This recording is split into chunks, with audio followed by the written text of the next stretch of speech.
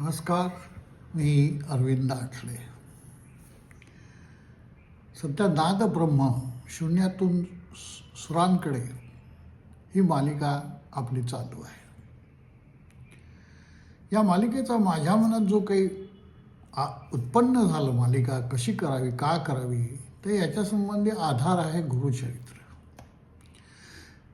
मी गुरुचरित्राचा अभ्यासक आहे आणि गुरुचरित्रात 6व्या अध्यायामध्ये संगीतावर प्रचंड लिहून आलेलं आहे आणि ह्याचा कर्ता आहे रावण. रावण हा दशग्रंथी ब्राह्मण आणि अत्यंत मातृभक्त. तर त्याची माता एकदा शिवाची पूजा करत असे, कैकेयी तिचं नाव. ही शिवाची पूजा करत असे. तिला लिंग मिळालं नाही म्हणून मातीचं लिंग तिने शिवलिंग तयार केलं आणि त्याची पूजा केली. आता हा एवढा मातृभक्त, याच्या डोक्यात आलं की असं कसं काय, आपली आई, मी एवढा राजा आणि आपल्या आईला हे असं करावं लागावं, याचं त्याला फार वाईट वाटलं. त्याने ठरवलं की माते, यापुढे प्रत्यक्ष कैलासाला मी इथून आणून देईन तुझ्या पुढे. आणि तो तिथून निघाला. महाबळी, अतिबळी असा तो महाराक्षस, प्रचंड बळ त्याच्यात आहे.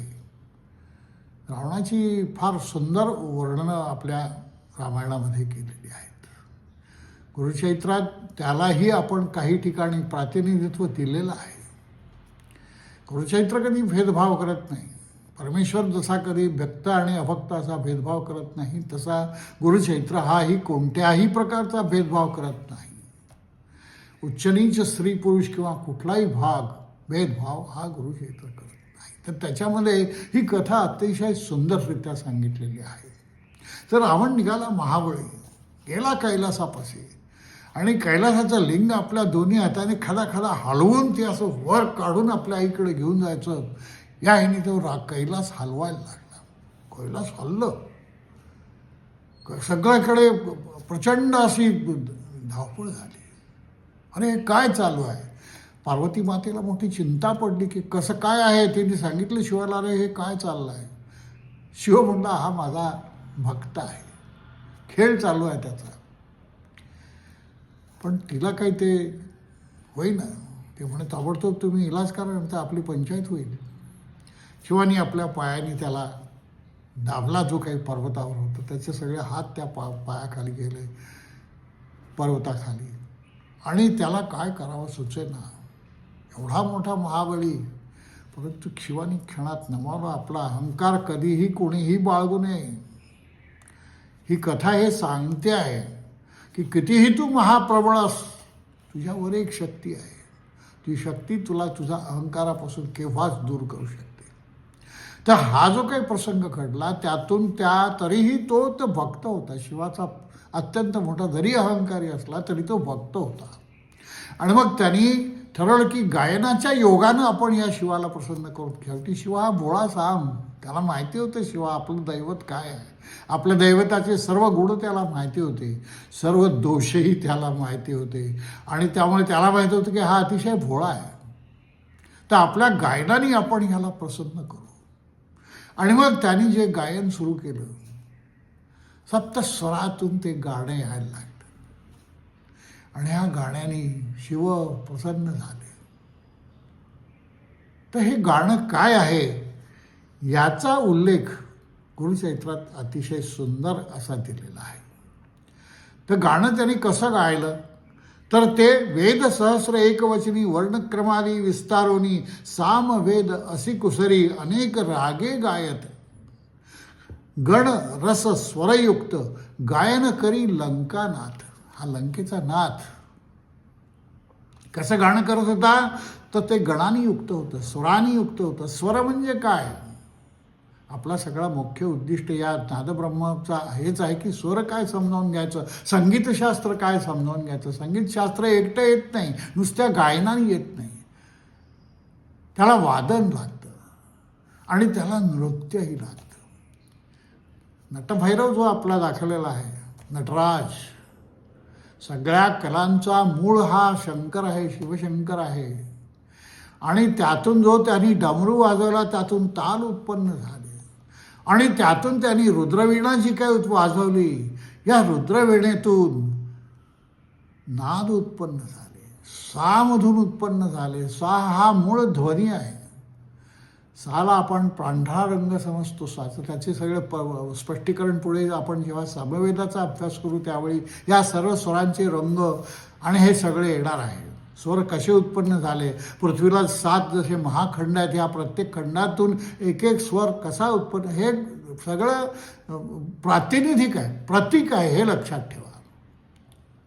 तेव्हा हा जर प्रतीक तुमच्या ह्याच्यात तुम्हाला हे करायचं असेल, प्रतीक हे समजून केलं तर हे शास्त्र समजेल. त्याच्यावर केवळ तुम्ही वाद घालत बसाल तर काय होणार नाही. जसं सा मोराच्या आवाजात तर ते पीच आहे, मोराच्या आवाजाची एक पीच, ही पीच त्या सामध्ये आलेली आहे. आणि सामध्ये उरलेले सर्व 6 स्वर सम्मिलित आहेत.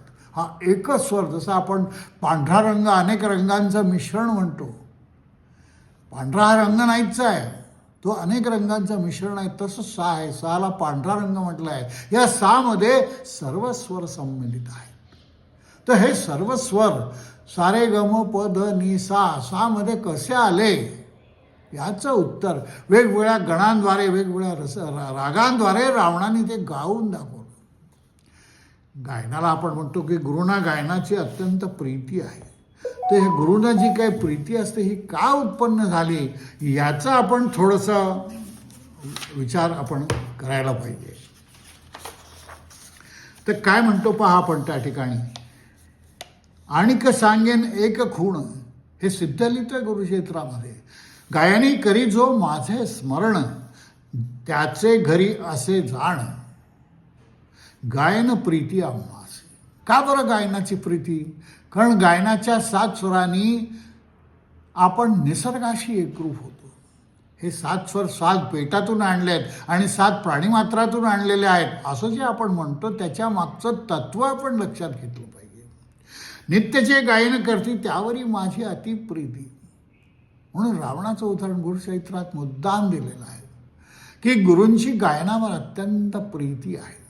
कारण गायन हे त्या निसर्गाशी तुम्हाला मिळवून देईल आणि तो निसर्ग तुम्हाला मूळ जो काही परमेश्वर आहे त्याच्याशी मिळवून देईल.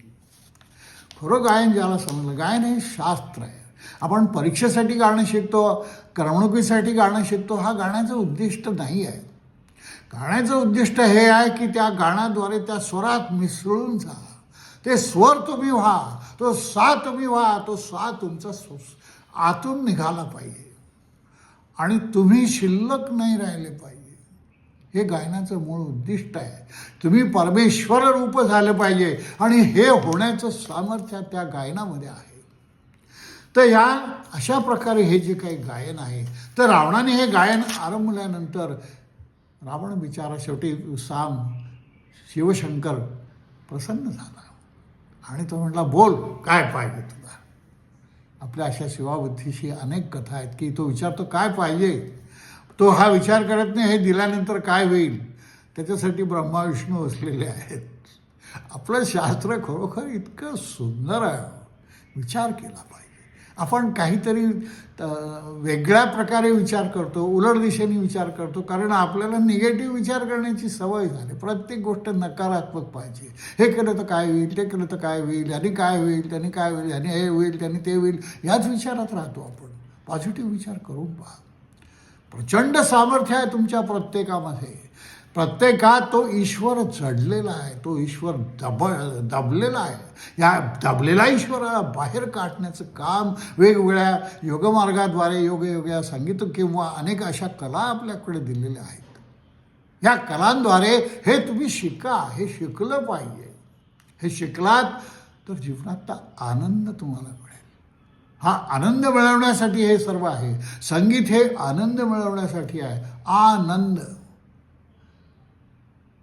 हा नंद जो आहे ह्याला आपलं जागृत करायला पाहिजे. आपल्यातला जो कृष्ण आहे, कृष्ण म्हणजे कर्षती इति कृष्ण, हा विश्वातल्या अनेक शक्ती जो कर्षण करू शकतो तो कृष्ण.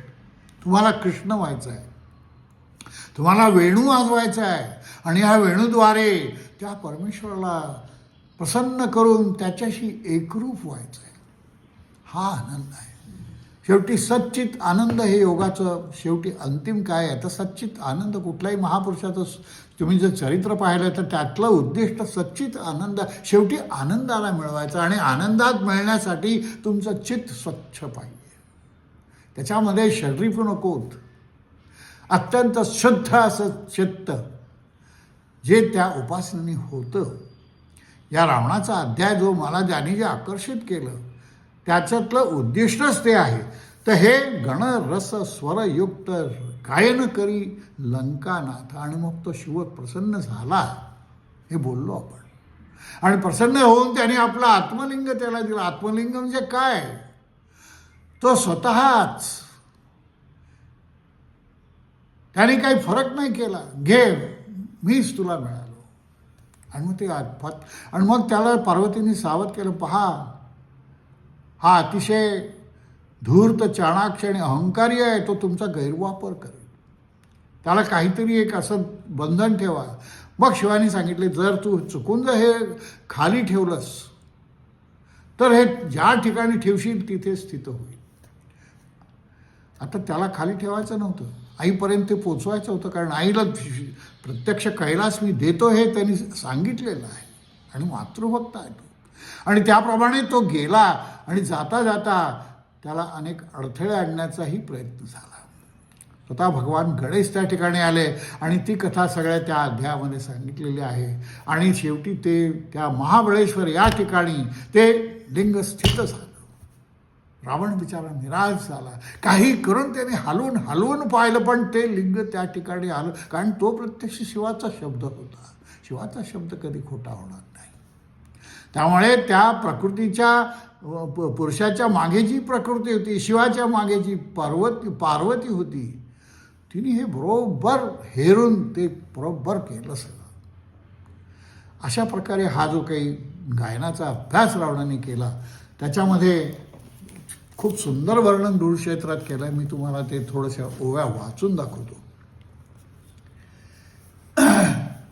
कैलास आणून तुझपाशी देईन हे निश्चयशी सायास कावो कर तर तू काय असं करू नको तो आईला म्हणतोय मी तुला प्रत्यक्ष कैलास आणून देईन आणि मग तो शिवपुराशी गेला शुभ्ररम्य पर्वताशी धरोनी हाली क्रोधेसी वीज बाहू भुजाबळे आंदोलळे कैलास भुवन आपल्या सर्व बाहूंनी ते सगळं त्याने हलवलं आणि कैलास असं हिंदोळायला लागला उपटी तसे तो रावण उपटायला लागला तो दाशी शिरे टेकुनी उचली न म्हणे उल्हासी शिर लावणी पर्वतासी कर टेकुनी मांडीसी उचलिता झाला प्राणेसी सप्तपाताळ आंदोळले फणा चुकवी शेष आपण कुर्म भ्याला कापन भयचकित देवगण अमरपुर कापत असे कंप झाला स्वर्ग भुवनी सत्यलोक विष्णू भवन सगळे त्रिकाळ सप्त पाताळ सप्त स्वर्ग सगळे असे भयभीत झाले की आता काय होणार कंप झाला स्वर्ग भुवन सत्यलोक विष्णू भुवन येरू पडत असे गडबडवून म्हणती प्रलय मांडला कैलासपुरीचे देवगण भयाभीत झाले कंपायमान भयभीत गिरिजा आपण होऊन गेली शिवापासी पार्वती विनवी शिवासी काय झाले कैलासासी आंदोळ तसे सभेसी पडो पाहात निर्धारे नगरात झाला अकांत बैसले की तुम्ही स्वस्थ करा प्रतिकार त्वरित म्हणून चरणी लागली पहा शेवटी ती स्त्री आहे तिला भीती वाटली की आपला पती किती शांत बसलेला आहे अशा समय याने उठलं पाहिजे याने विरोध केला पाहिजे ईश्वर म्हणेस गिरजेसी न करी चिंता मानसी रावण माझा भक्त परियसी खेळ तसे भक्तीने अरे तो भक्त आहे त्याच्यावर कृपा करणं माझं काम आहे तू काही लक्ष देऊ नको योग्य माझं बरोबर लक्ष आहे ऐसे वचन ऐकून विनवी गिरिजा नमोनी रक्ष रक्ष शूलपाणी समस्त देव अरे सर्व देवांचं रक्षण कर हे देव भयभीत झाले आहेत हा स्वर्गलोक भयभीत झालेला आहे हा पाताळातला वासुकी सुद्धा भयभीत झालेला आहे ऐकून उमेची विनंती शंकरे चेपीला वाम हस्ती हे ऐकल्यानंतर बायकोचं ऐकणं भाग आहे उमेची विनंती त्याने ऐकली आणि शंकरे चेपिला वामहस्ती दाही शिरे भुजासहिती धडपलासे गिरीच्या तळी चिंता करी मनी बहुत शिव शिव ऐसे उच्चारित ध्यात असे स्तोत्र करीत शरणागता रक्षवणी रावणाला समजलं इथे आता काय आपलं चालणार नाही. तो म्हणे शिवा शरणा मी तुला शरणागत आलोय, माझं रक्षण कर, भक्ताचं रक्षण करणं हे तुझं काम आहे. त्राही त्राही पिनाक पाणी जगत रक्षक शिरोमणी शरण आलो तुझे चरणी मरण कैसे भक्तास. शंकर भोळा चक्रवर्ती ऐकोनी त्याची विनंती चेपिले होते वामहस्ती काढिले त्वरित कृपेने सुटला तेथून लंकेश्वर स्तोत्र करीतसे अपार स्वशिरे छेदोनी परिकरे तंतू लावले निज अंतरे. पहा आता त्यांनी काय केलाय, त्यांनी स्तोत्र सुरुवात केली गायनाला, स्वतःचं शिर छेदलं आणि त्या कवटीपासून तंबूत हे तयार केलं. त्याला आपण काय म्हणजे पहिले जी वीणेची जी मूळ कल्पना आहे ती त्या आदिम कल्पना या शिवाच्या या क्रियेतून आहे. वेद सहस्र एक वर आणि मग स्वशिरे छेदोनी परिकरे तंतू लावले. मग आपल्या सगळा तो प्रसन्न पूर्ण शरीरभावच नष्ट झाला. त्याचा शरीरभाव नष्ट होणं हे अतिशय या संगीतात महत्त्वाचं आहे. आणि जेव्हा अशा प्रकारे तो वेगवेगळ्या रागिणी राग गायला लागला, सप्तसुरांना छेडू लागला आणि ते सुर त्या शिवाच्या अंतःकरणापर्यंत फेडले. आणि तिथे गेल्यानंतर शिवाला समजलं की अरे याला काही पर्याय नाही, हा आपला भक्त, याला याच्यावर दया दाखवणं भाग आहे. आणि मग सामवेद तेथे उत्पन्न झाला आणि त्यांनी सामवेदाप्रमाणे अतिगायनी आतपासून त्यांनी ते सगळे स्वर गायले. आणि हे स्वर गायल्यानंतर हे सगळे कसे होते तर ते गणरसयुक्त होते, ते मधुर होते. गायन करी लंकानाथ. आता अनेक 8ही गण, जे 8 गणांचा त्यांनी वापर केला, सप्तसुरांचा त्यांनी वापर केला आणि अत्यंत सुंदर असं गायन केलं. त्या स्वरांच्या मुळाशी तो भिडला. तो स्वतः राहिलाच नाही, रावण त्या स्वरामध्ये मिसळून गेला. आणि वेगवेगळ्या राग, जसे कमीत कमी 5 सूर लागतात रागाला, तसे ते 5 वेगवेगळे राग त्यांनी गायले. हे राग काय आहे, हे कसे आहेत, हे कसे उत्पन्न झाले, या सगळ्याचा विचार आपण पुढे करणार आहोत. या ठिकाणी आपण तो करूया नको, आपल्याला आहे अजून भरपूर वेळ आहे आणि भरपूर अभ्यास चांगला आपल्याला करायचा आहे. त्याप्रमाणे मगण नगण भगण तगण हे सगळे काही वेगवेगळे जगण हे आहे, हे सगळे त्यांनी वापरले, सगळे गण वापरले. आणि मग सगण तुरंग रूपेसी यगण शुद्ध परियसी विस्तारित गायनेसी लंकापती रावण गायन करी नवरेसेसी. 9 रस त्यांनी या गाण्यात वापरले. 9 रसांचं काय महत्त्व आहे हे आपण पुढे पाहणार आहोत. रस कोणते आहेत, त्या रसाला प्रत्येकाला कोणकोणता स्वर कसा लावला जातो, शांतरस म्हणजे काय, बिभत्स म्हणजे काय, हे सगळं आपण बघणार आहोत. आपल्याला अतिशय छान याचा अभ्यास करायचा आहे. आणि हे करताना आणि मग शांत, भयानक, अद्भुत असे अनेक प्रकारचे उत्पन्न झाले रस. त्यामध्ये शृंगार आला, हास्य आला, सगळ्या प्रकारचे सर्व त्यांनी वेगवेगळ्या प्रकारे त्या रावणाची स्तुती त्या सगळ्यात केली. आणि मग वेणू हा मूळ स्वर आहे आपला. आपल्या भगवान श्रीकृष्णाच्या हातात वेणू दिलेला आहे. वेणूचा जो काही नाद आहे हा प्रचंड तुम्हाला आकर्षित करणार आहे. आपण सध्या जे काही अनेक प्रकार यांच्या ऐकतो गाणी, याच्यामध्ये जो वेणूचा आवाज आहे, बासरीचा आवाज आहे, हा बासरी तुम्हाला एका वेगळ्याच विश्वात घेऊन जाऊ शकते, इतकी तिची ताकद आहे. आपल्या हरिप्रसाद चौराच्या वाजवताना त्यांच्या डोळ्याचे, त्यांच्या चेहऱ्याचे भाव पाहतो की ते त्या स्वरांशी किती एकरूप होत असले पाहिजे याचा तुम्ही विचार करा. आणि मग तुम्हाला काय करावं लागणार आहे ह्याचा विचार करा.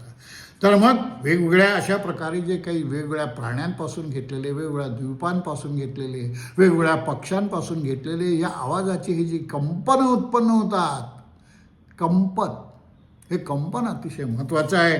आणि मग या सगळ्या देवता नंतर पुढे कशा प्रसन्न झाल्या, तो शिव कसा प्रसन्न झाला, आणि मग हे पुढे सप्तस्वरांनी रावणाने कसं गायन केलं हे सगळं आपण बघितलं. आणि मग श्री वसंत असे अनेक राग, भैरव, नटनारायण, मेघ, गौडी, कोल्हाळ, आंधळी, द्राविड, कौशिक, देवगांधार, आनंदलेळी असे अनेक धनाशीर हे असे अनेक राग तो गायला. हे राग कसे उत्पन्न झाले, कुठल्याला कसा स्वर कसे लागतात आणि हे सगळं आपण पुढे जाऊन पाहणार आहोत. तर या ठिकाणी रावणाने ही जी आपल्याला स्फूर्ती दिलेली आहे गायनशास्त्राचा अभ्यास करण्याची, तर ही अभ्यास हा पुढे कसा झाला, सामवेद कसा उत्पन्न झाला, सामवेदानंतर रस कसे उत्पन्न झाले, नवरस, आणि ह्या नवरसांच्या द्वारे आपलं शरीर कसं फुलू शकतं, कसं पूर्णत्वाला जाऊ शकतं, कसं ईश्वरमय होऊ शकतं, हे सगळं आपण बघणार आहोत. तर या ठिकाणी आपण आता रावणाची कथा इथे थांबणार. नंतरच्या कुठल्या रावणाच्या कथेमध्ये आपल्याला फारच काही रस नाही. नंतर तो गेला त्या महाबळेश्वराच्या तिथे, त्याने ते लिंग गणपतीने त्याला ठेवावं लागलं. ही कथा सगळी सुरस आहे. ऐका तुम्ही, गुरुक्षेत्र ऐका हो, बिटवीन द लाईन्स ऐका. गुरुक्षेत्र आंधळेपणाने केवळ कर्मकांडाच्या अतिपणाने तुम्ही ऐकू नका. गुरुक्षेत्र हे अत्यंत महान थोर असा ग्रंथ आहे. तर आता आपण या ठिकाणी मी तुमची रजा घेतो. पुढच्या भागामध्ये आणखीन काही कथा आहेत, या कथाद्वारे हे समजावण्याचा मी प्रयत्न करतो आहे तुम्हाला. भेटूया. नमस्कार.